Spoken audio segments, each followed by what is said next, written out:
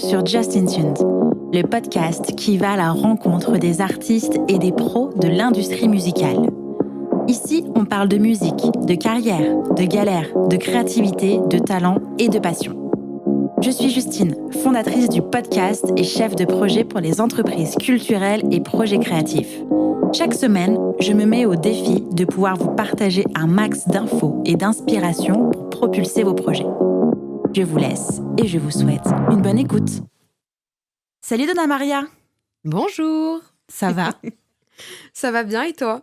Ça va. Merci beaucoup d'être avec moi aujourd'hui pour cet enregistrement d'épisode. Je suis ravie de te recevoir. Écoute, c'est complètement réciproque. Je suis hyper contente. Yeah. En plus, c'est mon premier podcast, donc c'est cool. Je suis contente. Gros challenge, grosse pression C'est pour moi. clair. Alors, sans plus attendre, est-ce que tu peux te présenter, s'il te plaît? Alors, c'est pas une mince affaire. Du coup, je m'appelle Donna Maria. Je suis une chanteuse qui écrit et qui compose ses chansons. J'ai aussi créé mon label récemment Ok. et ma maison d'édition. Donc, full indépendante pour l'instant. Ok. Et écoute, voilà, je suis en développement artistique. D'accord. Je tente de me dépatouiller dans cette Jungle. arène qui est l'industrie de la musique. Et puis pouvoir partager un maximum tout ce que j'ai dans la tête et dans les tripes. Ok. Très cool. Écoute, c'est pas mal comme présentation. Ouais, je pense qu'on est bien. Quel est ton parcours? Qu'est-ce que tu as fait jusqu'à aujourd'hui? Écoute, mon parcours est tumultueux. Alors, moi, de base, je suis pas du tout du milieu musical. D'accord. J'ai beaucoup grandi dans l'atmosphère des films et des films musicaux et de la musique. D'accord. Mais par contre, tu vois, je suis pas issue d'une famille de musiciens ou tout ce genre de trucs, quoi. Vraiment, c'est assez loin de moi. D'accord. Par contre, il y a clairement une passion commune dans la famille là-dessus. Quand j'étais petite, oui, c'était beaucoup de films. Donc, Hitchcock, Barbra Streisand, Audrey Hepburn, Michel Legrand, les films de Jacques Demy. Enfin, il y avait vraiment des films et des périodes un peu obsessionnelles. Ok. Et avec mon frère, ma sœur, on faisait vraiment tout le temps des spectacles, des sketchs, on enregistrait des clips, des chansons. Enfin, c'était beaucoup de créativité. Et D'accord. j'étais une bonne élève, mais pas très impliquée parce que je trouve que l'école est un peu réductrice. Et disons que ça m'intéressait pas beaucoup et j'avais besoin de comprendre pourquoi est-ce que je devais apprendre certaines choses. Et les personnes en face de moi n'étaient jamais en mesure de vraiment me répondre. Et donc, sur les coups de 18 ans, j'ai eu pas mal de boulots différents. J'ai été hôtesse d'accueil en événementiel. Après, j'ai D'accord. travaillé dans les bars. J'étais responsable de bar. Je créais des cocktails, ma foi, qui étaient très bons. Ok. Et puis, ouais, c'est sur les coups de 24 ans que j'ai eu un espèce de déclic de vie, on va dire. J'ai fait un gros point et j'ai eu vraiment tout le côté artistique de mon enfance qui est réapparu. Parce qu'en fait, toute mon enfance, je faisais de la danse. J'ai fait 12 ans de danse D'accord. classique et jazz. J'ai suivi des cours de chant, d'opéra quand j'avais 16 ans. Puis après, des cours de comédie musicale. J'ai fait du théâtre. Et puis, c'est vrai qu'après, j'ai un peu laissé tomber tout ça parce qu'à l'école, on m'a dit « Ouais, si, enfin ça, c'est pas une vie, c'est pas une carrière, tu finiras femme de ménage. » Donc déjà, c'est le genre de propos que je trouve Nickel. absolument incroyable, d'une grande bienveillance envers tous les métiers en plus. Donc vraiment sympa. Et en fait, c'est sur les coups de 24 ans, j'ai repris les cours de théâtre. Ma mère m'a donné une guitare qu'elle avait quand elle était jeune. Ok. Et j'ai commencé à recommencer à écrire parce que j'ai toujours écrit quand j'étais gamine, vraiment toujours. Mais j'écrivais pas des chansons, c'est juste que j'écrivais des pensées, Ok. des états d'âme, des états d'esprit, des lettres adressées à des personnes disparues, vraiment D'accord. quelque chose qui n'était pas ciblé en fait, c'était plus canaliser mes émotions et ce qui se passait en moi sur papier, qui m'aidait beaucoup. Comme un journal intime en fait, D'accord. clairement. Et puis ouais, non, j'ai commencé à structurer ça et le théâtre m'a beaucoup aidée aussi. Et puis, je suis montée sur Paris, parce que de base, je suis de Bordeaux, moi. D'accord. Et puis, j'ai fait une école de comédie musicale. Ok. pendant 3 ans, qui a pas mal changé les choses parce que ça m'a permis de... je suis passée d'un coup du monde de la restauration à le monde de la musique et la Mhm. professionnalisation finalement. Oui. Donc clairement ce que je cherchais à avoir et j'ai rencontré beaucoup de personnes de toutes sortes et puis voilà, j'ai fait mon expérience, j'ai pris ce dont j'avais besoin, j'ai laissé ce dont j'avais pas besoin Mhm. et puis j'ai rencontré du coup Robin Mhm. qui est donc mon binôme et on a commencé à pas mal construire ensemble. Et voilà, les choses se sont fait assez naturellement. On a commencé à faire des sons. Lui avait beaucoup de sons en réserve en fait sur son ordinateur. Il composait D'accord. beaucoup. Et moi, je faisais beaucoup de covers de mon Ok. côté. Donc on a un peu allié nos deux mondes. Et puis on a pondu un premier son qui s'appelait Lost River Ok. et qu'on a sorti. On avait même fait un clip et tout. Hmm. C'était super cool. Ok. Et puis voilà, après, petit à petit, on a continué, on a fait des concerts. Et puis, je me suis lancée vraiment à 2000% dans l'aventure il y a 2 ans où vraiment j'ai fait un concert au Comedy Club Mhm. qui a changé pas mal de choses. Et derrière ça, j'ai fait des nouvelles rencontres et j'ai décidé de créer mon label et de, Ok. de structurer un petit peu les choses pour réellement donner une chance à mon projet de d'éclore sans Mhm. être mangé toute crue par les grosses, euh, les grosses maisons de disques. Voilà. Ok. Après, je pense pas qu'aujourd'hui, les contrats d'artistes intéressent vraiment beaucoup de gens. Au final, je pense que Mhm. quand même, il y a beaucoup de gens qui sont très lucides là-dessus. Mais voilà, j'avais vraiment envie de me créer une espèce de forteresse Mhm. pour que si je bosse avec d'autres maisons de disques, je sois quand même bien parée, quoi. Ok. Alors, par rapport à l'école de comédie musicale, pourquoi avoir choisi Mhm. ce type de formation et comment est-ce que ça se passe? Alors, pourquoi? Parce que je faisais de la danse, du théâtre et du chant. Ok. Et que vraiment, ces 3 activités artistiques me passionnaient. C'était vraiment constant chez moi. Je dansais tout le temps, je jouais tout le temps la comédie, Mhm. et je chantais tout le temps. Je recopiais tout le temps les paroles dans les films, les textes. Je m'entraînais à les faire devant mon miroir. Enfin, vraiment, c'est un peu cliché tout ça, mais c'est vrai, hein. Franchement, Ok. c'est vrai. Et ouais, cette école, elle est apparue plus ou moins par hasard. Ok. C'est ma mère qui l'avait trouvée. Et il y en avait plusieurs, mais c'est vraiment celle-là qui m'a apparue comme la plus évidente. D'accord. Et donc, en fait, tu passes un concours Mhm. pour rentrer. Et donc, moi, ce concours-là, je l'ai fait en faisant un stage. J'ai fait un stage qui devait durer 1 semaine. Finalement, j'ai Mhm. fait 2 semaines. Et j'ai D'accord. passé une espèce de concours à la fin de ce stage qui me disait si j'étais prise ou pas. Et donc, j'ai été prise. Et donc, je suis rentrée dans cette école pour 2 années officielles et une troisième qui s'est rajoutée en cours de route, qui était une sorte d'année à mi-temps D'accord. pour faire vraiment 3 spectacles dans l'année. Donc, c'était quelque chose de beaucoup plus concis. Si tu veux, on a eu une première année vraiment de formation. Donc, avec des cours de théâtre, avec des cours de Mhm. chant interprétation, des cours de chant technique, donc avec Mhm. différentes formes de technique. D'accord. Et pareil en danse, on avait cours de hip-hop, cours de contemporain, pardon, cours de danse classique. Et puis on avait aussi des cours de solfège et d'histoire de comédie musicale. Et D'accord. donc, comme toute école, on avait des devoirs, on avait des chansons à travailler, des textes à travailler, des scènes à présenter, des examens qui étaient trimestriels. Et Mhm. puis au bout des 2 ans, on avait un diplôme à passer Ok. pour faire valider en fait ces 3 disciplines. D'accord. Donc voilà, donc j'ai eu mon diplôme qui n'est pas homologué. Je crois qu'aujourd'hui il est homologué par l'État, mais c'était pas le cas avant.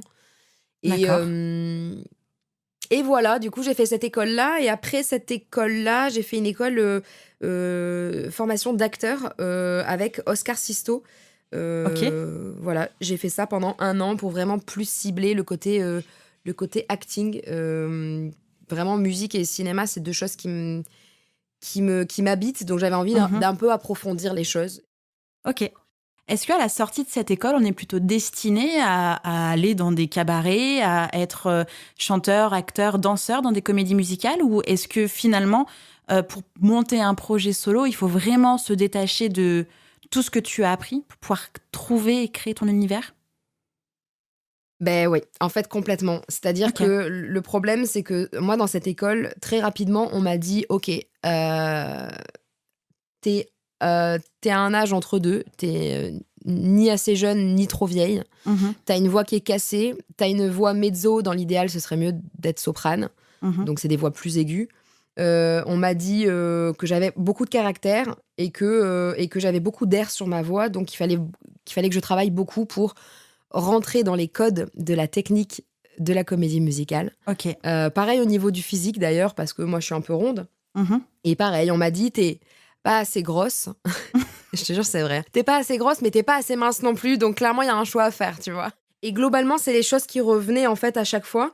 Et du coup, tout ce qui était problématique pour que je puisse cartonner en comédie musicale, et qui m'ont vraiment rendu malade, hein, parce qu'à un moment donné, j'arrivais plus à chanter, en fait, parce que j'avais trop d'air sur la voix, j'arrivais pas vraiment à être comme il fallait être, et ça ne suffisait jamais, tu vois. Mhm. Et il y a vraiment un moment où j'ai créé ma propre technique vocale. C'est comme si d'un coup, j'ai effacé tout ce que j'avais appris en termes de technique, Ok. et j'ai créé ma technique par rapport à ma voix, par rapport à mon timbre, en essayant de chercher quelque chose qui me ressemblait, quelque chose qui était sincère. Mhm. Et qui partait de moi, tu vois, et en mettant vraiment mon timbre de voix en avant et pas la technique en avant. Et Ok. c'est un moment donné où ça a été tout un travail de déconstruction et ensuite de reconstruction Mhm. qui fait qu'aujourd'hui, ouais, je suis hyper heureuse d'avoir fait cette école-là parce que ça m'a donné toute une technique qui fait que j'ai le choix de la manière dont je veux chanter, Mhm. du placement de voix que je veux utiliser, etc. Donc j'ai vraiment un luxe à ce niveau-là. Même si, voilà, hein, je suis pas une grande technicienne. J'ai acquéri une certaine technique que j'ai contrebalancée avec mes défauts qui Mhm. sont au final une qualité et qui fait que dans la comédie musicale, les défauts sont les qualités que tu as dans le domaine de la musique. Dans la musique où tu es seule, quoi, où t'es pas en comédie, quoi, c'est ça? Exactement. Ok. Exactement. Parce que ce qui te différencie des autres sur ton projet, c'est toi. Donc, Bien sûr. c'est tous tes défauts, le fait d'avoir la voix qui casse, de ci, de ça. Qu'en comédie musicale, c'est attention, il faut tenir la note là, tu déclenches le Mhm. vibrato à cet endroit-là, et attention. Mm. Donc, c'est vraiment pas du tout les mêmes codes. Donc, vraiment, il y a eu un petit formatage, et puis il y Mhm. a eu vraiment une déconstruction et un reformatage que je me suis Auto-fait. infligé. Ok. Voilà, auto-fait. Et puis j'ai mélangé un peu les deux et c'est cool. C'est Ok. cool. Là, je sens que je suis là où je dois être. Ok, très cool. Et donc après Voilà. la troisième année avec Oscar Sisto, c'est à ce moment-là que tu t'es dit, bon allez, je vais commencer à réfléchir à mon projet d'artiste seul, ou encore il t'a fallu du temps à travailler ça et à essayer en tout cas de professionnaliser ton idée? En fait, c'était en parallèle parce qu'en fait, j'ai fait Ok, vraiment 3 ans dans l'école de comédie musicale et une année ensuite qui était sur du mi-temps auprès de Oscar Sisto, vraiment pour d'accord. l'acting. Et c'est à partir vraiment de la deuxième année de mon école de comédie musicale, donc Mhm, 2015-2016, mhm, que, que j'ai commencé à faire des compositions et à avancer vraiment sur mon projet, mhm. que j'ai créé ma page, etc. J'ai dû le faire, je pense, en 2016 ou en 2017 peut-être. D'accord. Et il y a eu vraiment un gros tournant sur un premier EP qui s'appelait Eclipse, qui n'est plus trouvable parce que maintenant je fais les choses par mon label. D'accord. Mais ça a vraiment été en parallèle de tout ça que j'ai construit les choses et que j'y ai vu un peu plus clair. Et on va dire que ça fait vraiment 2 ans qu'il y a vraiment un... Ouais, mon projet artistique me ressemble vraiment depuis 2 ans parce que je le maîtrise et que chaque jour qui passe, je me dis assume-toi tel que tu es et ouais, ça plaît, ça plaît pas, qu'importe, mais Mhm. reste sincère, reste qui tu es et puis on verra, quoi. Quelles ont été les étapes entre bah, du coup 2016 et aujourd'hui, où tu as commencé à structurer ton projet, où tu l'as construit de tes propres mains? Quelles ont été les étapes, en fait, oui, entre ta volonté de départ et ton EP aujourd'hui? Il y en a eu ouais, il y en a eu beaucoup. Mhm. Les étapes vraiment importantes, c'est des rencontres. Ok. C'est des rencontres, qui ont été décisives, hem et ensuite, c'est la structuration. Donc les rencontres ont fait que j'ai pu, donner une meilleure qualité à mon Mhm. projet. D'accord. Au niveau du son, au niveau de la composition, au niveau de la structure de mes pensées, de mes paroles. Mhm. Et ensuite, pareil, j'ai eu une rencontre au niveau du stylisme qui m'a beaucoup apporté et qui s'est fait assez récemment d'ailleurs. D'accord. Et qui a eu. C'est comme si cette styliste avait révélé quelque chose qui était déjà là chez moi, Mhm.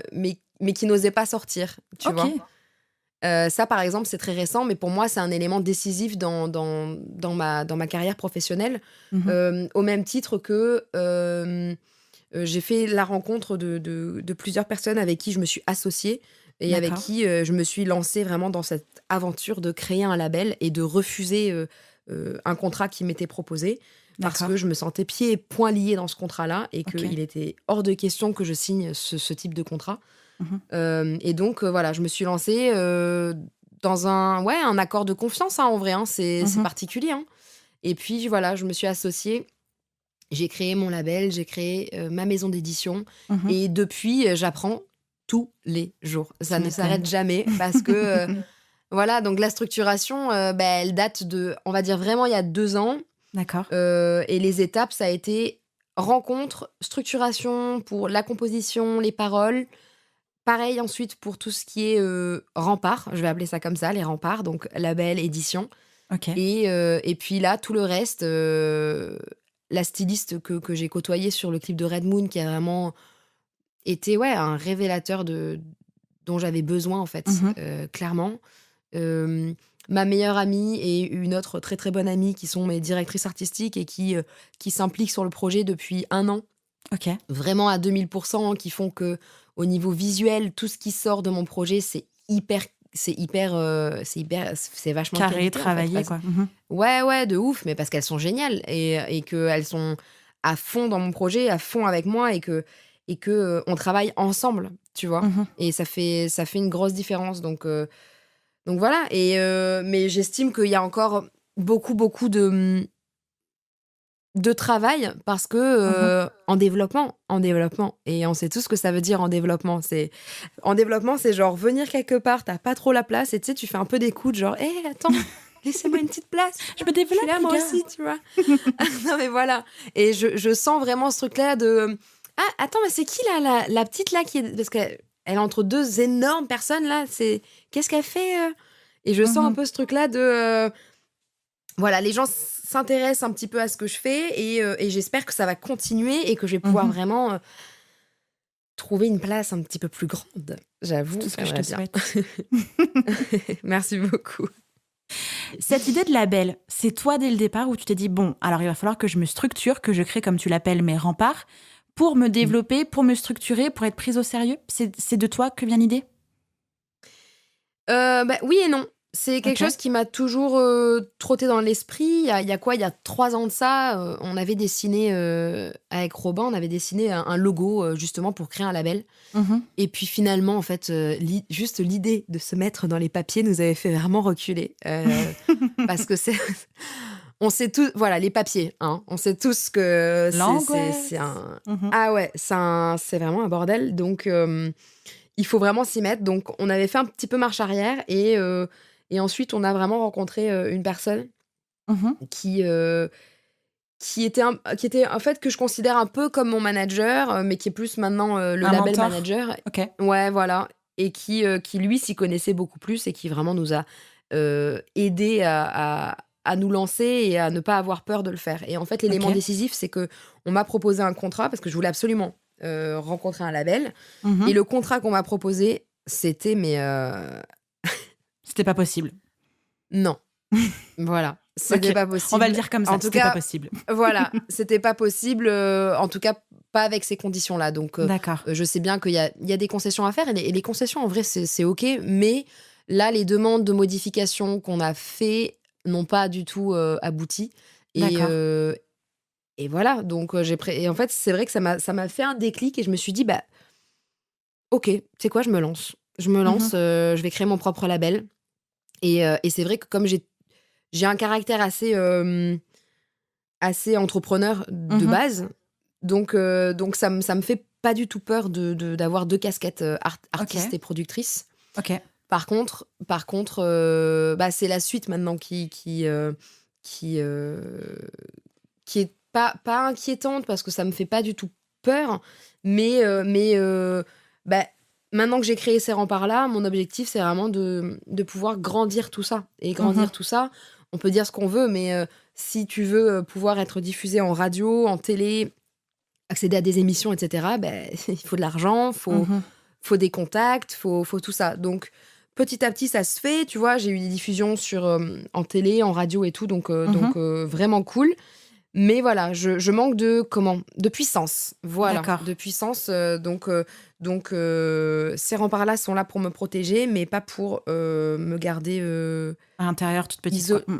Ouais, voilà. Après, voilà, chacun sa conception de la musique. Moi, j'avoue, pour l'instant, j'ai la volonté d'avoir. Enfin, j'ai un peu la folie des grandeurs. J'ai un Ok. peu la volonté de voir les choses en grand. Euh, Peut-être qu'un jour, ça changera, mais là, j'ai des objectifs qui sont assez costauds.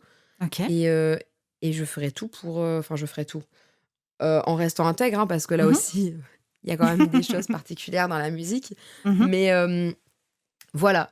Là, actuellement, j'ai l'impression de faire tu sais, genre un échiquier géant Mhm. ou alors une autre image de planter, tu sais, plein de petites graines comme ça dans le Ouais. jardin. Et Mhm. je les regarde comme ça, tu vois. Je les arrose un petit peu. Voilà. T'en prends Mais soin. voilà, exactement.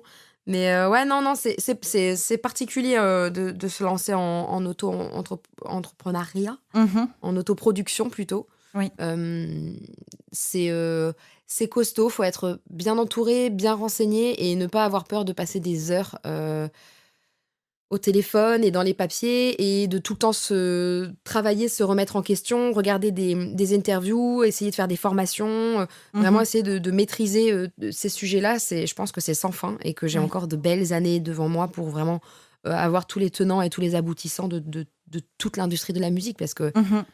on parle pas du tout des petits recoins sombres de l'industrie. Et justement, à quoi ça sert dans ces cas-là quand on veut s'autoproduire d'avoir un label? Parce que aujourd'hui, il est quand même très simple de mettre en ligne sa musique et de dire bon bah voilà, je sors mon single, je sors mon EP sur un distributeur digital ou SoundCloud ou YouTube, peu importe. Ça sert à quoi de se structurer, de monter son propre label? Pour moi, ça sert à garder mes droits, en fait, Ok. beaucoup, et à garder un peu la maîtrise de mon projet. C'est-à-dire que euh, si un jour il m'est amené par exemple, signer une licence Mhm. ou autre chose d'ailleurs, ça me permet de rester quand même maître de ce que je fais et de comment j'ai envie de le faire. Et en fait, moi, c'est juste Mhm. ça. Euh, ça m'intéresse pas du tout de me plier à quelque chose qui va pas me ressembler parce que ça marchera pas, ça marchera pas. En tout Mhm. cas, de mon côté, ça peut pas marcher. Mhm. Donc ça me permet de garder vraiment le contrôle sur mon projet, qu'importe ce qui se passe par la suite. Donc Ok. c'était vraiment cette volonté-là. Et la deuxième volonté, c'est que euh, j'ai envie de m'occuper d'autres artistes. En fait, Ok. j'ai vraiment cette volonté de. Je trouve qu'en fait, il y a beaucoup de labels. Tous les petits labels Il y a beaucoup de petits labels qui appartiennent à des très grosses maisons de disques. Mhm. Et maintenant, il y a beaucoup ce truc de OK, t'as combien d'abonnés? Mm. Ah non, désolé, les chiffres, ils sont trop bas. OK, t'as Mhm. fait The Voice? Non?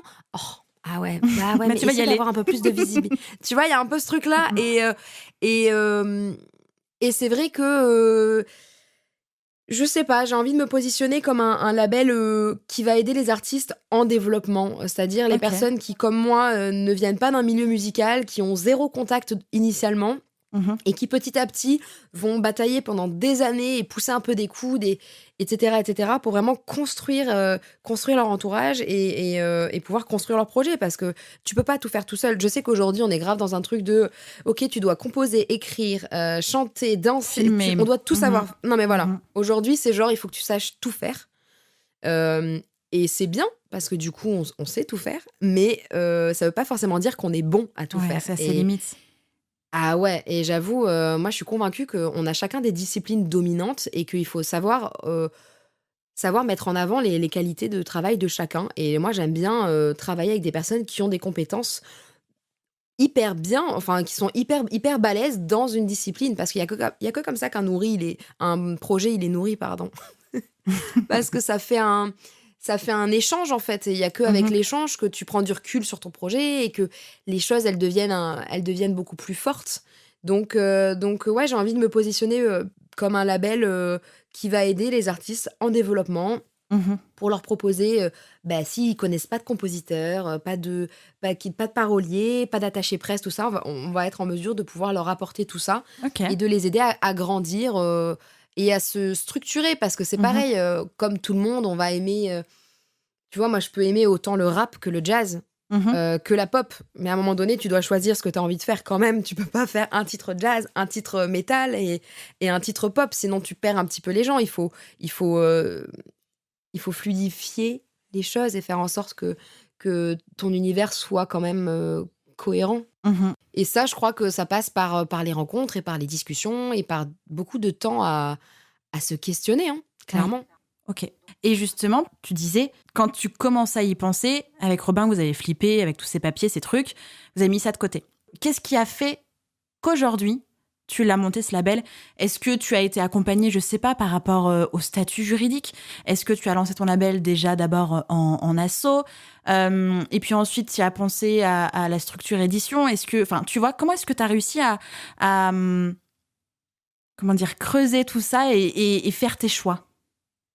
Eh beh, clairement par, cette personne, Ok. qui a été vraiment un mentor là-dessus et on a fait beaucoup, beaucoup de réunions pour parler, où il nous expliquait et où on a vraiment, monté ça ensemble Mhm. et c'est lui vraiment qui nous a offert toute cette structure-là, qui nous on a fait des rendez-vous, chez quelqu'un qui était spécialisé là-dedans et on a vraiment, Mhm. construit ensemble, en fait. On a vraiment construit Ok. ensemble, et donc on n'a pas été livrés à nous-mêmes, avec Robin. Ouais. Moi, à aucun moment, je me suis retrouvée moi toute seule à devoir, faire les statuts ou quoi que ce soit.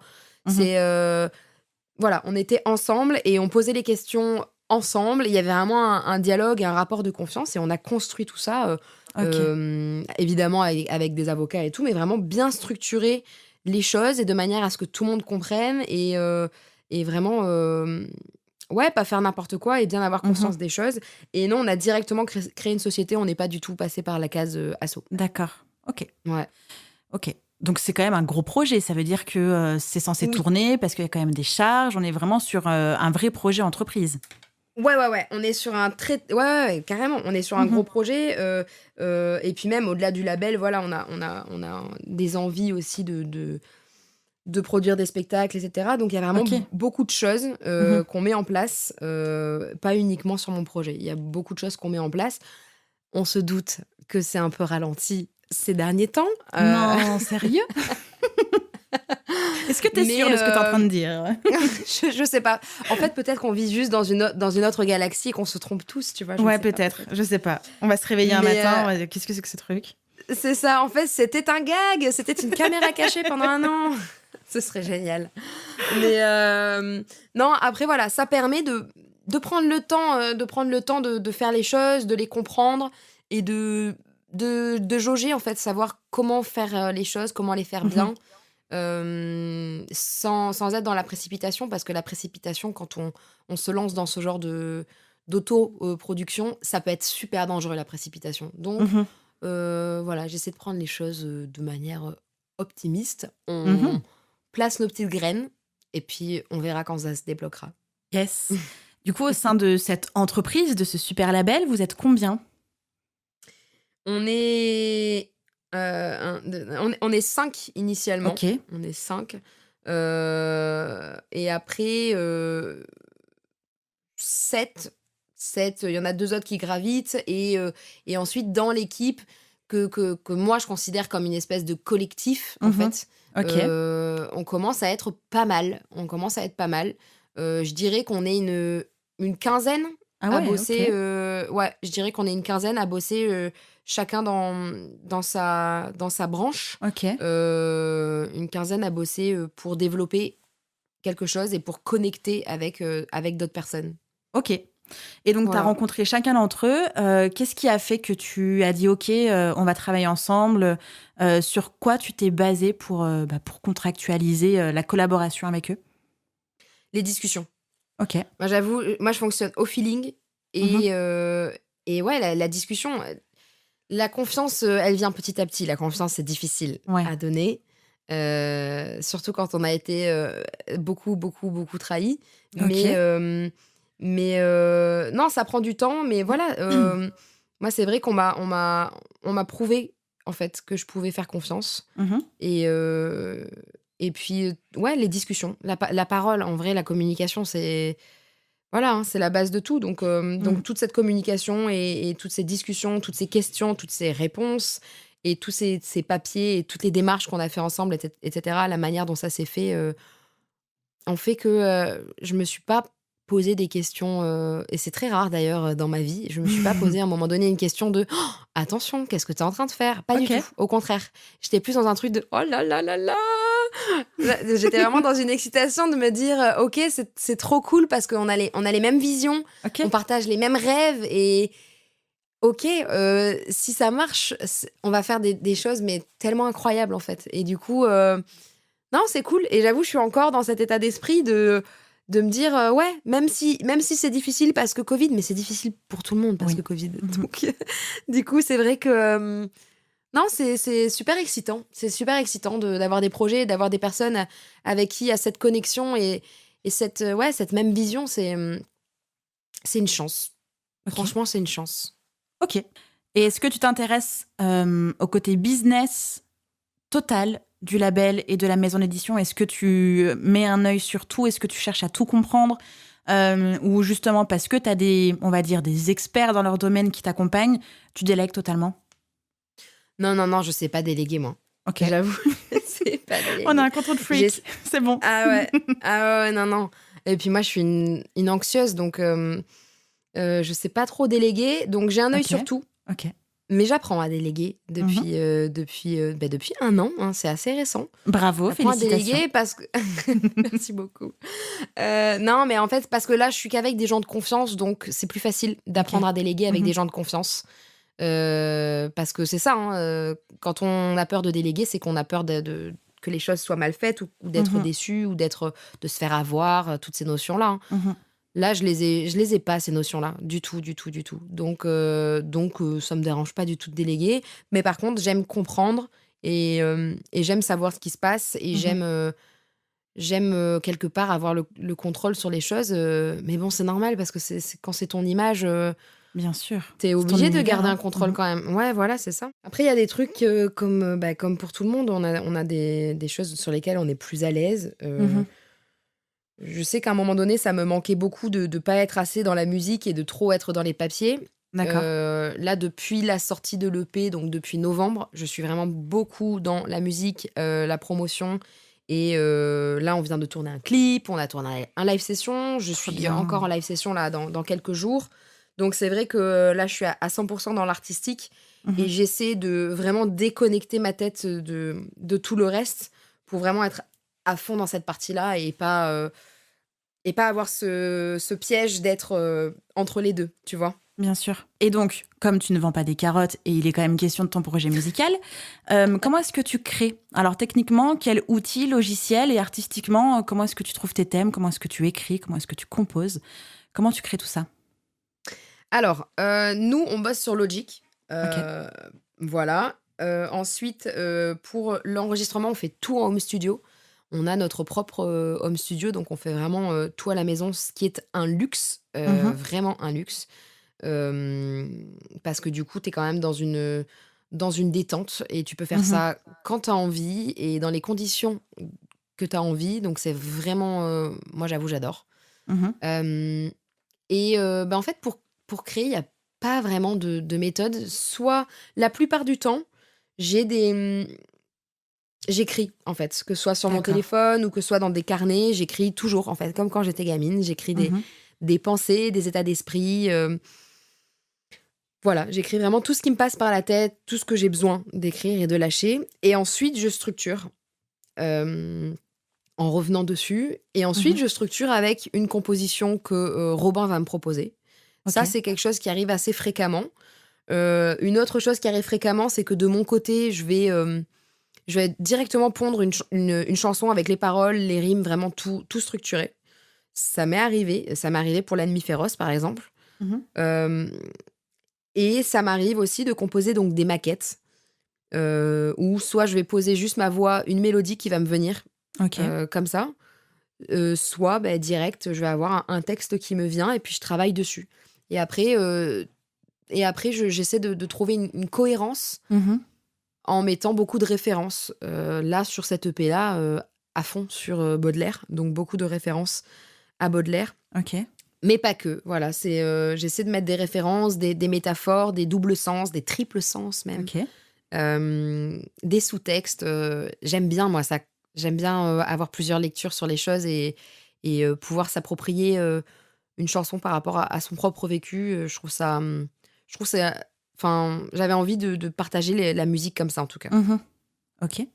Et donc, vous poussez la maquette, à son max. Après, vous la faites écouter au reste de l'équipe. Comment ça se passe? Et bien là aussi, il y a pas de formule, OK. parce que globalement, on fait un peu ce qu'on veut. OK.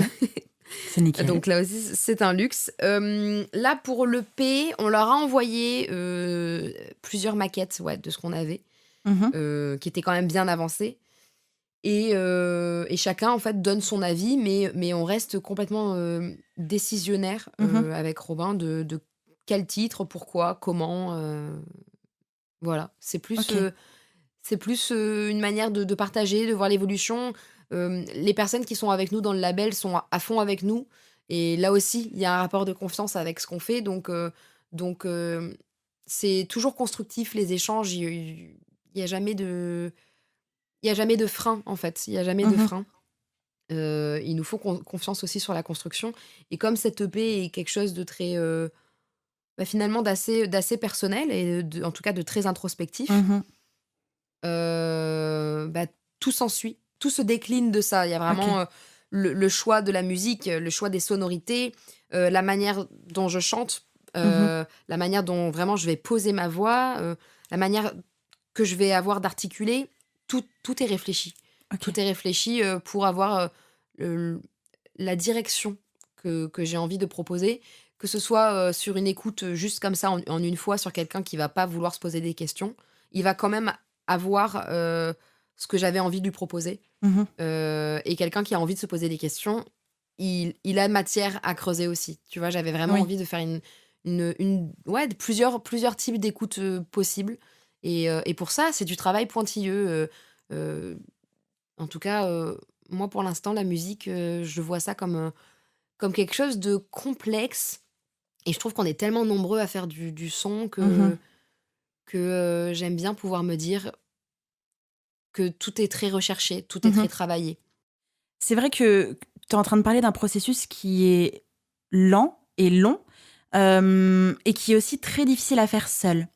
Est-ce que toi, tu poses vraiment des questions à ton équipe ou à tes proches? Non pas forcément pour demander un avis, mais en tout cas pour essayer de te driver, de t'apporter des réponses. Enfin, moi, j'ai pas mal d'artistes autour de moi qui se développent, entre les 22 versions du même titre, entre, les 12 versions, de je sais pas trop quoi, de look ou de mood board. Enfin, des fois, c'est un labyrinthe sans nom, on trouve pas la sortie et c'est hyper compliqué. Comment est-ce que toi, tu arrives à faire tes choix? En fait, ça se fait assez, j'avoue, moi, là, pour l'instant, je touche du bois, mais c'est pas trop un labyrinthe. C'est plus OK. un labyrinthe au niveau de la stratégie de promotion, Mmh. qui pourrait me faire perdre des cheveux, heureusement qu'ils sont épais. Parce que c'est plus, OK, comment faire pour que les gens entendent parler de moi? Comment faire pour avoir un public plus grand? Comment faire pour faire des premières parties? Comment faire pour passer en radio? Comment faire, comment faire, comment faire? Donc moi, Mmh. c'est plus au niveau stratégique qu'il y a un vrai labyrinthe et une vraie réflexion à avoir, que pour le reste, c'est assez évident. OK. Les maquettes qu'on fait, il y a certains sons, on a fait plusieurs versions. Par exemple, Au-delà, Mmh. mmh, on a dû avoir, 5 versions, Mmh. je pense. Red Moon, on a eu 2 versions. OK. Ouais, L'ennemi féroce, il y a eu ma maquette et la version, là, de l'EP, donc ça a été, assez rapide aussi. OK. Cratégus, ça a été, plus compliqué, on a mis, ouais, je pense on a dû faire pareil, 5 ou 6 versions, OK. hem, mais pas radicalement différentes. Là, par Mmh. exemple, pour Cratégus, c'était le refrain, qui nous avait, qui nous posait problème, hem, voilà et du coup, pour les mood boards, c'est pareil, alors mon meilleur ami comme plein de gens, je suppose, c'est Pinterest, évidemment. Mhm. Et sur ces moodboards-là, il y a... En fait, j'ai une team, donc avec mes 2 directrices artistiques Mhm. et Robin. C'est une conversation sur WhatsApp qui s'appelle l'aquarium. Et en fait, c'est dans cet aquarium qu'on prend beaucoup de directions et beaucoup de décisions, en fait, sur la direction plutôt. Ok. Et donc, les moodboards Pinterest, on est tous les 4 dedans. Et donc, on va venir chacun alimenter. La personne qui alimente le plus, ça reste moi, évidemment. Mhm. Mais c'est hyper cohérent, en fait. Ok. C'est hyper cohérent. Tu vois, là, on vient de faire un nouveau clip. Ça s'est fait, mais ça s'est fait assez facilement, le choix de la tenue, le choix de la coiffure, du maquillage. On savait, en fait, déjà où Ok. aller parce que ça y est, mon univers, il est là et il est clair et c'est moi. Donc, il n'y a pas de question à se poser spécialement là-dessus parce que c'est moi. C'est Ok. moi, tout simplement. Après, les questions, vraiment, elles sont plus sur... un mot que j'adore, attention, la logistique. Les questions sont sur la logistique, mais pas Ok. sur mon univers. Donc, il vaut mieux ça. Enfin, en tout cas, je suis contente de ça. C'est déjà bien.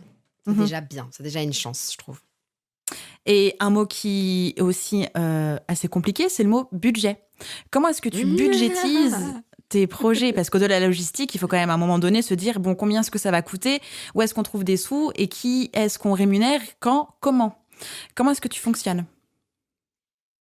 100% autoproduction. Ok.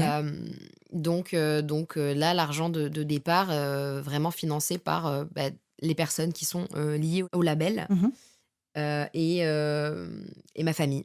Là, D'accord. vraiment 100% poussé par les personnes qui croient en moi. Ok.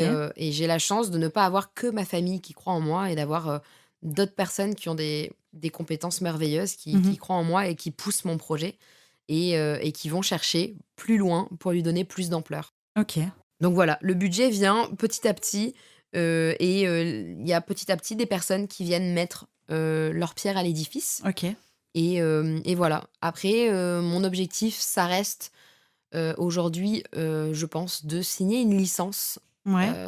parce que c'est une manière de rester, de rester libre et Mhm. de rester maître de ton projet et à la fois d'avoir la puissance d'un plus gros, en fait, qui a Bien déjà les sûr. contacts, qui a déjà ses passe-droits en radio, en Mhm. télé. Il y a parce que, enfin, tout est déjà un peu établi, hein, on va pas se mentir, hein. Il y a les radios, elles savent combien de titres elles vont rentrer, elles savent pour quelle maison de disques on va rentrer combien de titres. Mhm. C'est un délire, hein, c'est vraiment particulier. Et c'est vrai que pour rentrer là-dedans, il faut quand même rentrer par une grande porte. Donc moi, Ouais. j'ai pas cassé la grande porte. Moi, je suis rentrée par un Velux, tu vois. Et je suis en mode hello, tu vois. Donc maintenant, on verra. Mais je suis assez confiante parce que j'ai des très bons retours et que je suis vraiment poussée en avant par les personnes avec qui je travaille. Mhm. Donc pour l'instant, en tout cas, je me suis pas confrontée à un moment donné à un problème de budget. Mhm. J'y fais attention, Oui. forcément, mais comme toute personne qui est en autoproduction.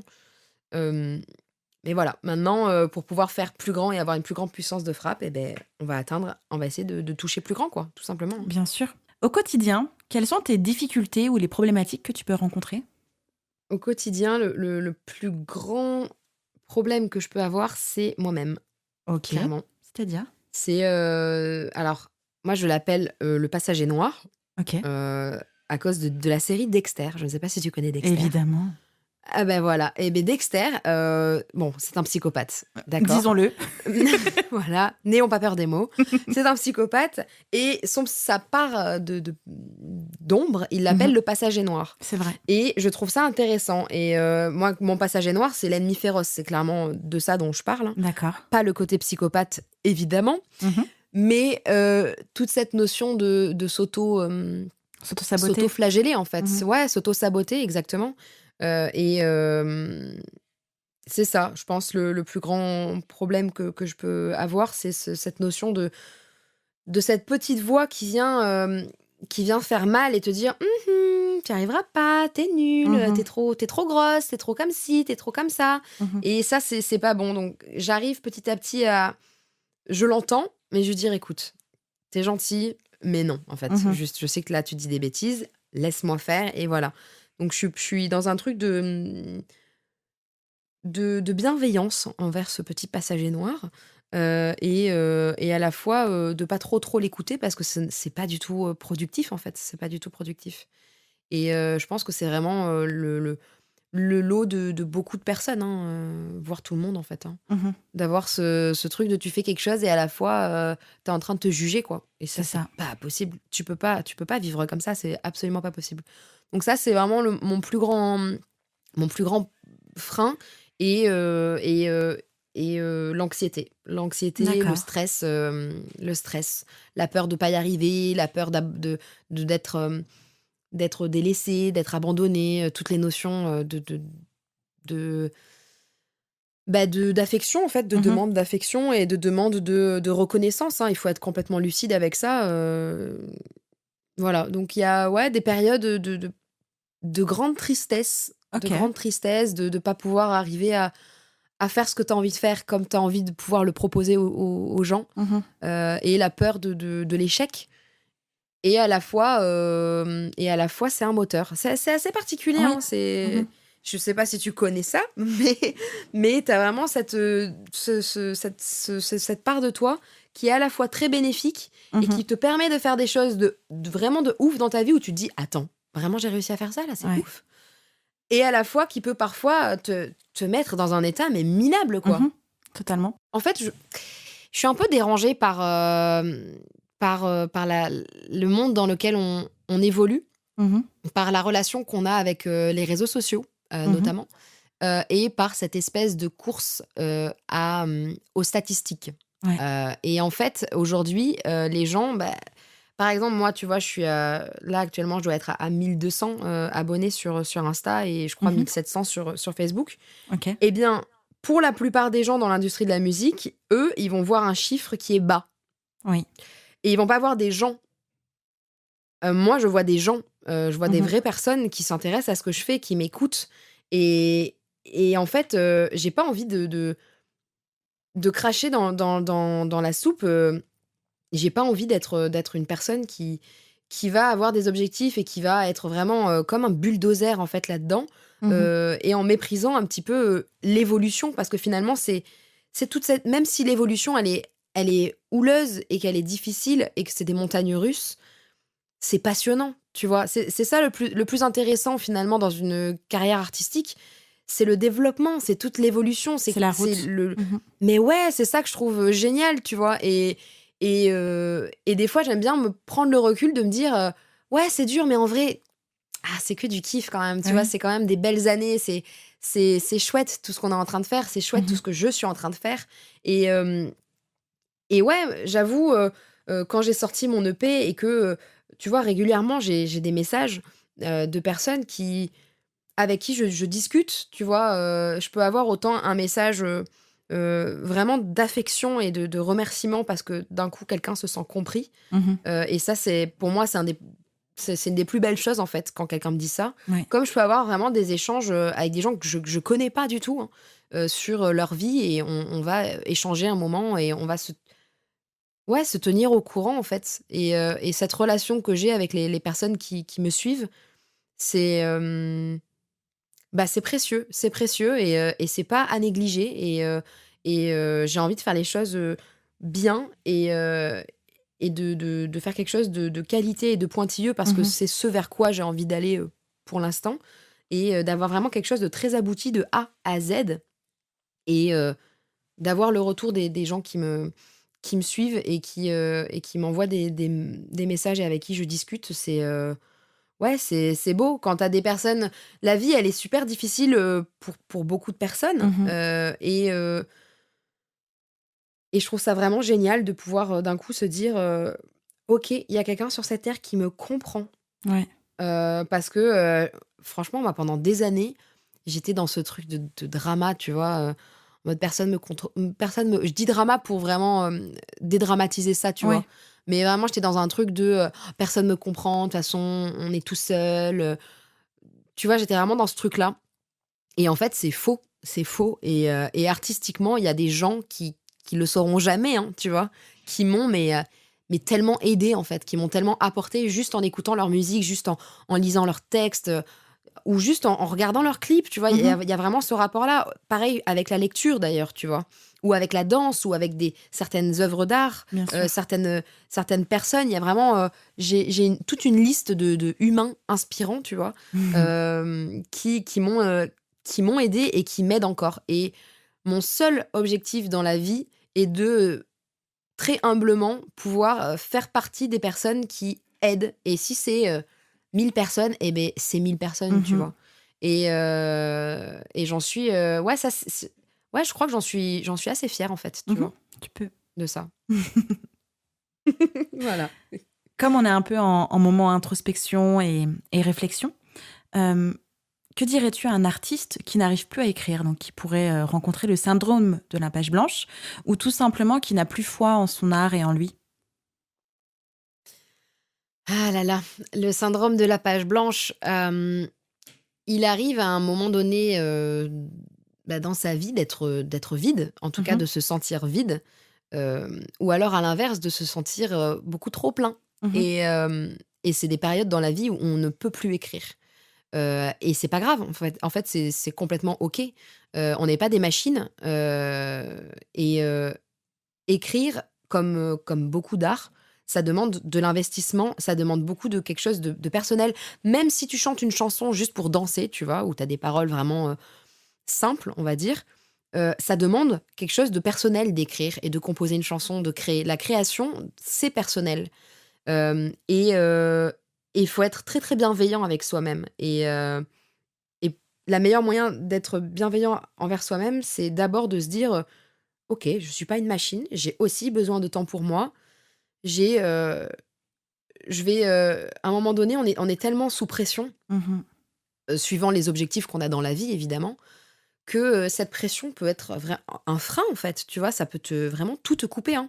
Mais je dis ça, mais c'est comme ça sur tous les plans dans la vie, tu vois? C'est quand tu as trop de pression, c'est trop pour toi et tu peux pas créer en étant sous pression ou en étant, malheureux ou en étant, heureux, tu vois? Qu'importe, mais il y a un Bien moment donné sûr. où nous ne sommes pas des machines. Moi, je sais qu'au premier confinement, j'ai vu tous mes potes artistes écrire, produire, faire du son, du son, du son Mhm.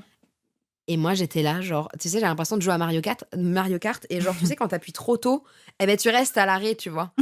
Et Oui, j'ai au vu tout le monde démarrage. partir, voilà, j'ai vu tout le monde partir et moi, j'étais là, genre Mhm. et je n'arrivais pas à écrire. Du tout. Et je me mettrais de la pression et donc plus j'arrivais pas à écrire, plus je me mettais la pression et c'était vraiment horrible et tu vois, je me suis dit, ben à un moment donné, ça m'a fait pleurer et tout, ça m'a vraiment mis mal. Je culpabilisais et tout et je me suis mise, à faire d'autres choses. J'ai fait beaucoup de yoga, j'ai beaucoup repris la lecture, Mhm. et j'ai pris le temps de penser à moi, en fait, de Oui. de faire vraiment d'autres choses, de regarder beau j'ai regardé beaucoup, beaucoup d'interviews, beaucoup, beaucoup de documentaires et cetera et c'est revenu de lui-même. Il y a un moment donné, j'étais assise comme ça et hop, il y a quelque chose qui m'est venu et là, pouc, j'ai écrit tout un texte. Ok. Hem Et voilà, je crois que en fait, j'aime pas me dire à un moment donné: «OK, on va au bureau et on écrit». Mhm. Voilà. Moi, si je fais ça, j'écris pas, j'arrive pas à écrire. Genre vraiment, si je me pose dans un coin, genre si je vais dans mon studio avec mon petit carnet, mon petit thé et tout pour écrire, mais j'ai impossible, Ok. impossible. C'est, à un moment donné, il y a un truc qui va sortir et qu'importe où je suis, clac, je le note, tu vois? Mhm. Je le note, par contre, je pars de ça pour structurer et quand je structure, ça, c'est un moment où vraiment je me pose et je vais structurer, mais parce que j'ai la volonté de prendre des références sur certains livres, sur certaines personnes, donc forcément, ça prend du temps et de la réflexion. D'accord. Mais c'est ça, en fait, qui est important et je pense que quelqu'un qui est confronté à ce syndrome-là et j'aime pas du tout dire syndrome Mhm. d'ailleurs, il faut pas dire ça, heu, il faut se dire, «OK, aujourd'hui, je suis pas en mesure d'écrire et peut-être que demain sera pareil et peut-être ça va durer, quelques semaines ou peut-être quelques mois». Peut-être pas, mais juste être bienveillant avec ça et se dire: «OK, Ouais. si là, je suis pas en mesure d'écrire, peut-être qu'il faut que j'aille creuser ailleurs» et heu et il faut pas avoir peur du tout de ça et puis je crois aussi que dans la vie, quand on est bloqué, c'est que il faut aller chercher un petit peu plus loin et on en revient à la notion d'introspection. Mais vraiment, pour moi, la remise en question, l'introspection, c'est quelque chose de bénéfique Parce qu'il n'y a que comme ça que tu arrives à grandir sur certaines choses et tu vas être bloqué sur un truc alors que c'est lié à un truc d'enfance ou Mhm. qu'importe, tu vois? Ou même un truc qui est même lié à, pourquoi pas, à ta mère ou à ta grand-mère et ainsi de suite. Et donc, quand tu fais un travail d'introspection et d'essayer d'aller à la rencontre de toi-même, tu arrives petit à petit à débloquer des choses et à libérer des choses qui font que tu arrives à passer au-dessus, à Mhm. t'assumer ou juste à accepter. En tout cas, tu arrives à te libérer et il y a que en passant par ces étapes-là que, selon moi, tu débloques des choses dans la vie, que ce soit en termes de création, d'écriture ou que ce soit sur la vie personnelle, hein. Mhm. Moi, j'ai adoré ton EP. J'ai adoré, j'ai dévoré aussi bien ton compte Instagram qui est hyper cohérent, aussi bien ta chaîne YouTube, aussi. Enfin, bref, j'ai gros coup de cœur. J'ai adoré tout ce que tu montres, tout ce que tu donnes, tout ce que tu dis. Et ce qui me permet de développer un petit peu l'idée de... On n'entre pas aujourd'hui dans un projet musical uniquement par la musique, on entre aussi de façon visuelle. Et moi, j'ai pris connaissance de ton projet d'abord sur Instagram. Et tout est cohérent, vraiment, tout est travaillé, comme tu le dis, avec tes amis TDA. Bah, c'est clean, c'est carré. Et quand on écoute, bah, c'est OK, en fait. Il n'y a pas de, comment dire, de dissociation entre ta musique, le message et les visuels. Et ça, c'est important aussi de le souligner aux artistes qui nous écoutent, c'est que sa musique peut être entendue d'abord par les yeux, avant les oreilles, et on peut convaincre dès le départ, juste avec une pochette ou une vidéo, un teaser, une photo sur Facebook ou Instagram, peu importe. On peut attirer en tout cas l'auditeur d'abord visuellement avant de l'avoir sur Spotify ou que sais-je, et qu'on sort. Et c'est important de penser à ça jusqu'au bout et pas juste de mettre en ligne son titre en attendant que quelqu'un arrive, quoi. C'est clair. Mais ça, c'est quelque chose qui se fait pas tout seul, pour le Mhm. coup. Ouais. Parce que, parce que tu vois, moi, là toute la partie visuelle, c'est vraiment, mais vraiment grâce, à Camille et Charlotte, elles s'appellent comme ça, et Robin Ok. aussi, que, que ça a cette, Mhm. crédibilité-là. Parce qu'en fait, hem, c'est c'est très sincère, ce que je fais et qui je suis, mais savoir habiller les choses pour qu'elles sonnent comme tu as envie qu'elles sonnent, qu'elles ressemblent à ce que tu as envie qu'elles ressemblent, avec les messages que tu as envie de donner. Enfin, vraiment avoir la cohérence de tout, c'est beaucoup de réflexion et en fait, tu peux pas faire ça tout seul parce que, bah, tu es dans ta tête, en fait, et puis tu as besoin de Mhm. recul et c'est là où le fait de travailler avec des gens qui te connaissent bien, c'est une chance parce que, parce qu'ils savent. Ils Oui. savent et du coup, c'est plus facile et ça, c'est un luxe et si je peux donner, ouais, ce conseil-là, entourez-vous bien, quoi. Mhm. Entourez-vous bien, et s'entourer bien, c'est pas nécessairement s'entourer de personnes qui pèsent dans le Oui. game, même si c'est très, très important. Mais le 1er entourage à avoir, c'est des gens qui nous connaissent bien et qui sont bons dans leur discipline et qui sont bons aussi à dire: «Là, ce que tu fais là, ça va pas du tout. Ça ne va Mhm. pas du tout. Là, ton visuel, ça va pas du tout». Ça, pour moi, quelqu'un qui va me dire ça dans mon équipe, mais c'est sûr, je peux avoir une confiance aveugle en lui parce que il est lucide. Il est Mhm. lucide et donc s'il y a quelque chose qui sonne faux, qui va rendre pas bien, ben je sais que je peux avoir une confiance aveugle et ouais, donc vraiment, ouais, le conseil de bien s'entourer et de construire les choses par rapport à qui on est Mhm. et pas essayer d'être quelqu'un d'autre et heu et de mettre en valeur ça et de bien pouvoir de le Mhm. définir. Voilà. Et à quel moment, justement, on trouve ces partenaires-là, on va dire visuels, direction artistique, réal? Est-ce qu'il y a un bon moment ou à quel moment on peut s'entourer de personnes comme ça? Je sais pas s'il y a vraiment un bon moment, Mhm. je pense qu'il faut soi-même être un peu clair. Dans le Moi, je projet? vois, Mhm. ouais, je vois comment je pense aujourd'hui par rapport à comment je pense il y a 5 ou 10 ans même. Mhm. Rien à voir, en fait. Rien à voir je vois que au niveau de la composition, Robin, a vraiment construit avec moi, la direction que j'ai pris. Ok. Il y a vraiment eu, ouais, ça a été vraiment mon binôme et c'est mon binôme parce que c'est vraiment avec lui que les choses ont mûri, qu'il y a vraiment, quelque chose qui est né. Hem, pour Camille et Charlotte, Camille, c'est ma meilleure amie depuis 16 ans, Ok. 15 ans. Ouais. Donc, elle a toujours été là, en fait, dans les choses. C'est juste que là, depuis un an, avec Charlotte, elles sont vraiment consacrées au projet, Ok. en plus de leur projet à elles. Et, et elles le nourrissent. Elles le nourrissent. C'est qu'il y a un moment donné, elles vont dire, OK, ça le fait pas. Ça, on pense que ça le ferait. OK, on a une idée là-dessus. Ou à l'inverse, moi, je vais leur dire, OK, j'ai une idée pour ça. Vous en pensez quoi? Et il y a vraiment tout le temps cet échange, en fait. Mhm. C'est vraiment... c'est constant, vraiment. C'est la discussion que j'utilise le plus. C'est vraiment tout le temps... OK, pour ça, OK, et si on faisait ça, et si... Et il y a vraiment ce truc-là. Et ça, je pense que ça peut arriver autant sur un démarrage qu'en développement. Euh, mais par contre, je pense pas que ça puisse arriver plus tard. Je pense qu'après, c'est des collaborations qui vont venir embrasser le projet, qui vont Mhm. être vraiment cohérents, ou que ce soit par ressemblance ou par opposition d'ailleurs, parce que c'est intéressant de travailler avec des gens qui ont rien à voir avec son univers.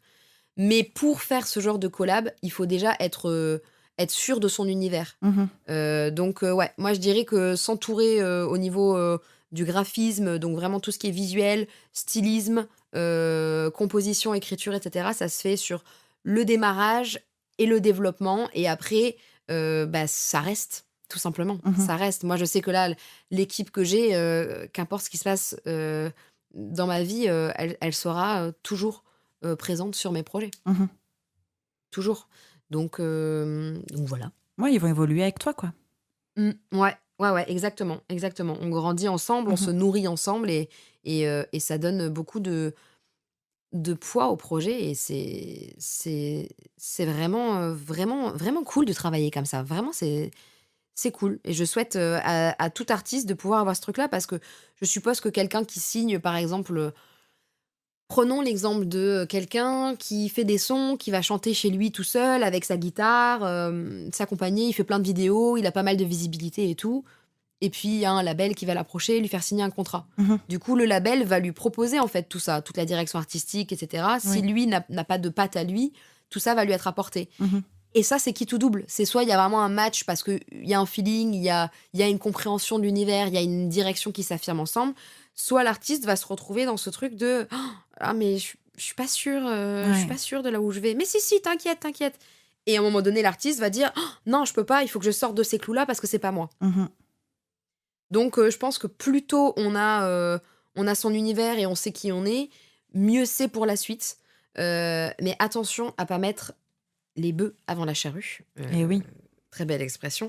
Parce que sinon, on se retrouve un peu coincé. Et on est, là aussi, on est un peu dans un truc de tout va très vite. Et maintenant, avec les réseaux sociaux, les gens veulent tout de suite avoir une espèce de notoriété Mhm. euh, sans avoir vraiment le contenu qui est prêt. Oui. Et moi, je crois qu'il faut d'abord construire son contenu, être sûr de soi, faire des erreurs, et essayer les choses sur le terrain, faire des concerts, etc., etc. Et ensuite, développer ça. Mais pas l'inverse. Mhm. Pas l'inverse. Parce que sinon, tu te fais manger tout cru. Oui. Enfin, je pense. Mais je suis d'accord. Je suis vraiment d'accord avec ce que tu dis. C'est quoi le futur de ton projet à toi? Le futur de mon projet à moi, écoute, je l'espère, bientôt des concerts. Mhm. J'aimerais beaucoup. Quand je dis bientôt, voilà, je mets des guillemets à ce bientôt, Ouais. évidemment. Mais c'est vraiment là, pour moi, la prochaine étape. Dans quelque chose de plus proche, là, on a tourné un nouveau clip donc sur un des titres de l'EP. Pour l'instant, je ne Ok. dirai pas lequel pour garder un peu la surprise. Hmm. Et un autre live session qu'on a tourné aussi. Ok. Donc, il va y avoir voilà, du nouveau contenu vidéo. Je suis aussi en train de travailler sur un nouvel EP. Ok. Et j'aimerais bien faire une collab d'ailleurs sur un titre avec un rappeur, j'aimerais bien. Et Ok. ouais, j'ai envie d'essayer quelque chose, mais plutôt dans quelque chose de poétique, tu vois. Moi, je suis plus rap à la Oxmo Puccino. Ok. Et moi, j'aime bien les textes réfléchis, j'aime bien Mhm. la poésie, beaucoup. Ouais. Les métaphores, tout ça, je kiffe. Même si je Ok. kiffe le reste aussi, mais en tout cas, pour mon projet, pour l'instant, je suis vraiment dans quelque chose de très profond et j'ai envie de rester là-dedans Ok. pour l'instant. Il y a une suite à Amnésia, parce qu'on a vraiment réfléchi tout ça, donc cette EP est réfléchie et le suivant aussi est réfléchi. Ok. Donc on est en train de bosser sur la suite et j'ai hâte de pouvoir sortir tout ça. Mais vraiment là, la plus grande chose que j'aimerais là, c'est vraiment faire des festivals, des nouvelles scènes, des premières parties et Mhm. aller à la rencontre d'un public et agrandir ce public-là. Vraiment, Ouais, bien sûr. là, je ne rêve que de ça, là. C'est un peu le cœur du projet en même temps, donc oui. Ouais, et puis même, tu sais, mais comme tu disais, la musique, il y a certaines musiques qui sont visuelles. Moi, j'essaie de faire en sorte que ça le soit, et j'espère que ça l'est. Et ouais, on a plein d'idées en termes de scénographie. Mhm. Et, et ouais, j'ai hâte de pouvoir les réaliser. J'ai hâte de pouvoir proposer, parce que en fait, j'ai tellement de choses à proposer en fait aux gens. Donc j'ai hâte de pouvoir partager tout ce qu'il y a dans ma tête et dans la tête de ceux avec qui je travaille Ouais. et que les gens puissent venir voir ça et faire vraiment un voyage en fait, vraiment une Mhm. vraie proposition quoi. Ok. Ça j'ai hâte. On arrive tout doucement vers la fin. Quels sont tes conseils aux artistes qui veulent lancer un projet musical pro et du coup en autoprod? Le premier conseil que je pourrais donner pour se lancer, c'est de savoir qui on est. Ok. C'est très très difficile, mais savoir se jauger. C'est-à-dire, ok, j'aime le rap, j'aime le jazz, j'aime la pop. Dans quoi est-ce que je suis bonne? OK, je suis pas très bonne rappeuse. Je suis bonne chanteuse de jazz, OK. Mhm. Pop, je suis pas bonne chanteuse de pop, j'ai quelque chose d'un peu il faut savoir, en fait, faire une différence entre ce qu'on aime et ce dans quoi on est bon. Ok. Ça, pour moi, c'est le premier truc. Il faut vraiment savoir, ouais, se positionner, se jauger, déjà en tant qu'artiste. Mhm. Il y a une différence entre son âme d'artiste et sa construction d'artiste et c'est très important. L'âme d'artiste, personne l'enlèvera à personne. Par contre, la construction, c'est vraiment important. Ok. Il faut savoir, à un moment donné, se dire: «OK, est-ce que j'ai besoin de travailler? Qu'est-ce que j'ai besoin de travailler? Quels sont mes points forts? Quels sont mes points faibles? Qu'est-ce que je peux améliorer? Qu'est-ce que, qu'est-ce que j'ai envie de faire? Qu'est-ce que j'ai envie Mhm. de dire dans ma musique? Quel genre d'artiste j'ai envie d'être?» Qu'est-ce que j'ai envie de faire, mais où je suis pas bonne pour faire ça, donc clairement, il faut que je l'élimine. Il y a vraiment, voilà, une espèce de questionnement à avoir sur, la direction qu'on a envie de prendre et la direction qu'on peut prendre parce que faut être lucide. Tu vois, moi, j'ai une voix cassée, j'ai une voix de mezzo, je vais pas m'amuser à faire des morceaux, de Maria Carey, Ok. tu vois? Même si ça m'arrive, mais dans la salle de bain, tu vois? Mais En voilà, off. il faut s ouais, exactement. Mon chat est mon premier spectateur. Heu, non, mais il faut savoir vraiment, se jauger et savoir, ouais, ce en quoi on est bon et ce en quoi on n'est pas bon. Ça, c'est le premier truc. Mhm. Ensuite, il faut savoir s'entourer, de personnes avec qui on se sent bien, en confiance, des personnes qui sont lucides, qui sont intègres, et qui sont bienveillantes. Et là, je prends vraiment le temps de souligner le Mhm. mot bienveillante. D'ailleurs, je devrais bien souligner aussi le mot intègre. Oui. Non, c'est hyper important, pour vraiment se construire et là, ça permet vraiment de donner de l'ampleur au projet, Mhm. et de conscientiser des choses. Heu, Ensuite, je crois qu'il faut être très, très apte à la critique Oui. et très, très apte à se remettre en question et il Hmm. faut pas se braquer. Faut pas se braquer, faut pas avoir peur. Faut être sûr de soi, mais faut pas avoir peur de se remettre en question. Ok. Heu Ensuite, je dirais, bah, la confiance en soi, mais ça, je suis un peu mal placée pour en parler parce que, j'ai aucune, confiance en moi, Ok. mais j'y travaille, j'y travaille. J'ai confiance en mon projet Mhm. artistique, mais moi en tant que personne, c'est plus compliqué. D'accord. Mais parce que voilà, comme chaque personne, suivant les vécus qu'on a, ça se construit et c'est long. Donc il faut là aussi, je crois, faire un travail là-dessus pour, en tout cas, arriver à dissocier la confiance de son projet avec, sa propre confiance en soi et bien être au clair dans Mhm. sa tête et dans ce qu'on a envie de faire, et cetera. Et ensuite et beh, si on a envie de se lancer en vraiment autoproduction, bah, il y a plein de Il y a plein de solutions possibles. On peut juste faire du son comme ça en autoproduction, se lancer, sortir ça comme ça. Moi, je crois que j'avais commencé à faire un compte sur SoundCloud où je mettais des covers un peu pour avoir des retours. Puis après, j'avais mis un petit peu sur YouTube des covers. J'ai vraiment construit ça petit à petit. Mhm. Après, voilà, mon premier son, je l'avais mis sur des plateformes et ainsi de suite et ainsi de suite.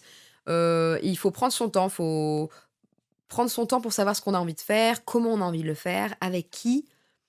Et pour l'autoproduction, ouais, ça va de faire ça comme ça sur ton ordi à faire une asso, Mhm. à signer chez des personnes ou tout simplement à créer une société vraiment de production musicale, Mhm. seule ou accompagnée, même si j'ai du mal à visualiser comment on peut faire ça seul, Oui. honnêtement. Voilà. Moi, un truc que j'aurais aimé faire si j'avais été un peu passionnée par les études, c'est une formation vraiment dans la production Mhm. musicale et l'édition musicale. Parce Oui. que vraiment, c'est un bordel. Mais c'est non, mais vraiment, c'est hyper compliqué. Oui. C'est le sbeul, vraiment, c'est hyper compliqué. Et j'ai l'impression de chaque jour apprendre quelque chose de Mhm. nouveau. Et vraiment, c'est très, très, très complexe. Donc, moi, je fais vraiment régulièrement beaucoup de vidéos, de micro-formations. Mhm. Et je vais continuer comme ça. Et je me dis que si j'avais fait des études là-dedans, dans vraiment, ouais, dans la production, j'aurais eu beaucoup de clés en main. Mhm. Même si tu veux juste chanter, même si tu Oui. veux juste être chanteur et que ça t'intéresse pas du tout de te mettre dans les papiers, l'autoproduction et tout, chose que je comprends à 2000%, c'est toujours bien d'avoir les tenants et les aboutissants de Mhm. ce que tu fais, savoir ce que tu signes, comment, ce qui se négocie, ce qui ne se négocie pas, parce qu'il y a quand même des codes à respecter. Vraiment tout ça. Tout ça, ça c'est bien, bien, bien ne pas avoir peur de se renseigner. Faut pas avoir la flemme, hein, Mm. vraiment, faut pas être flemmard. Donc voilà. Et le dernier conseil, c'est de malgré tout, même si vous êtes en autoproduction, même si c'est difficile, hem, garder cette passion en fait, garder cette connexion avec, OK, de base ce qui me plaît c'est ça, c'est de Mhm. chanter, c'est d'écrire, de composer, de partager, voilà. Et vraiment, ne jamais, oublier ça parce que, des fois, on peut être un petit peu submergé et oublier ces choses-là, alors que c'est la raison de tout de tout le reste. Donc, bien rester connecté à sa passion, je crois. Je Voilà. crois aussi. C'est beaucoup de conseils. Au niveau des formations et de où trouver des informations pour son projet, il y a évidemment l'IRMA qui donne des formations courtes, ne serait-ce que sur la production ou même les éditions. J'avais suivi plusieurs formations chez eux il y a quelques mois. Ah ouais? Et c'est aussi un endroit où est-ce que tu tisses du réseau, où est-ce que tu rencontres des personnes. Donc, c'est hyper important de s'y rendre et d'aller prendre des formations chez eux. Évidemment, il y a des épisodes du podcast. J'ai des épisodes avec des managers, des producteurs et aussi des éditeurs si on a besoin de comprendre un petit peu mieux le pourquoi du comment et qui sont ces personnes qu'on ne voit jamais, parce que clairement, les éditeurs, on les voit jamais. Non. Voilà, donc qui sont-ils dans l'ombre et à quel moment et à quel point ils sont importants aussi pour les créateurs. Voilà, donc il y a plein de ressources de partout. À Lyon, c'est Formassimo. Enfin bref, il y a plein d'endroits où on peut aller se former, s'informer, rencontrer et y voir plus clair dans son projet et sur les étapes à suivre. En tout cas, ce qu'il est possible de construire avec ces Mmh. outils et comment faire en fait, tout simplement. Ouais, et puis maintenant avec le covid, tout ça, il y a beaucoup de formations en visio. Mhm, Et ça, c'est vraiment cool. Tu vois, encore ce matin, j'étais en train de regarder des petites formations, sur l'édition justement. mhm. Et ouais, maintenant, il y a beaucoup de choses qui se font en visio et ça, c'est trop C'est bien, quoi. royal. Mhm. Bah ouais, c'est royal parce que, tu pas ça devient beaucoup plus accessible, en fait. Bah Voilà, c'est oui. ça. Mhm.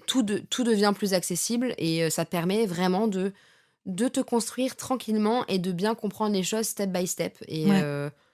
et c'est cool. Et j'avoue, moi, toute ma vie, j'ai envie d'apprendre, et de découvrir des choses que je connais pas, quoi. J'avoue, Mhm. je pense qu'il y a enfin, autour de la musique, en tout cas, je pense que c'est sans fin, Ah bah oui, l'apprentissage. oui, oui.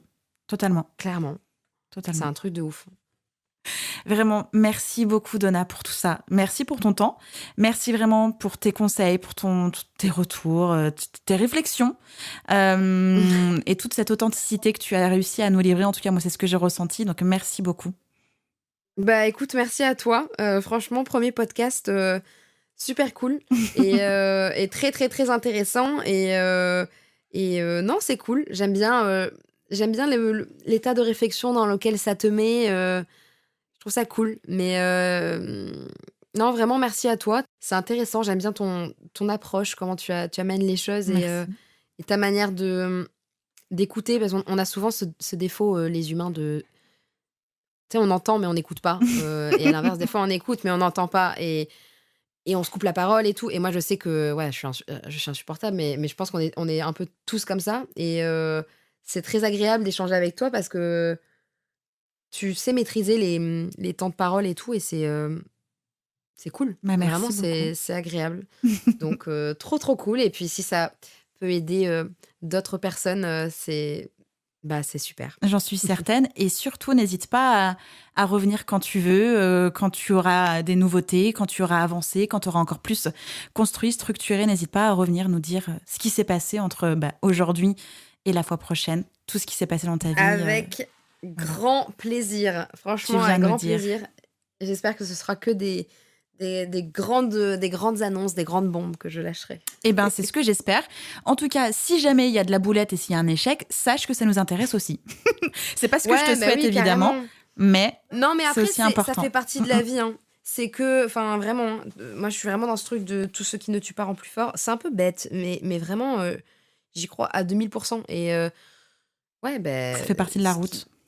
bah ouais, carrément. Et c'est ce que je dis dans Au-delà. Et je le dis en espagnol, mais tout ce qui ne te tue pas t'amène au-delà. Et en fait, j'aime bien cette notion-là de, ok, t'avais prévu d'arriver à tel endroit. Tu vas peut-être pas arriver là où t'avais prévu, mais tu vas Mhm. arriver ailleurs. Et ça, c'est intéressant. Et peut-être que pour y arriver, tu vas vivre beaucoup d'échecs, mais c'est systématiquement ça qui va t'amener là où tu dois aller, en fait. Mhm. Et j'aime bien. J'avoue, l'échec ne me fait pas peur. Ça ressemble à une chanson. Amel Bent, c'est ça. Peut-être. Je sais plus. Il y en a trop eu. C'est ça. Merci Enfin beaucoup. bref, merci à toi. Vraiment trop trop cool. À très bientôt. Oui, merci beaucoup. À très vite. Salut. Salut. J'espère que cet épisode vous a plu. N'hésitez pas à partager le podcast à une personne qui souhaite se lancer dans l'industrie musicale. Si vous aimez le podcast et son contenu et que vous souhaitez me soutenir, rien de plus simple. Il suffit de commenter, de mettre des pouces en l'air, de me donner des étoiles sur Apple Podcasts, de suivre les réseaux sociaux du podcast et de vous y abonner sur Facebook, Instagram et Twitter au nom de Justin Tuned. Si vous avez des questions, si vous avez des idées pour les prochains épisodes, n'hésitez pas à me laisser votre message en commentaire ou alors directement sur l'adresse mail hello@justintunes.com. Merci d'avoir pris le temps de m'écouter et à très vite pour le prochain épisode du podcast Justin Tunes.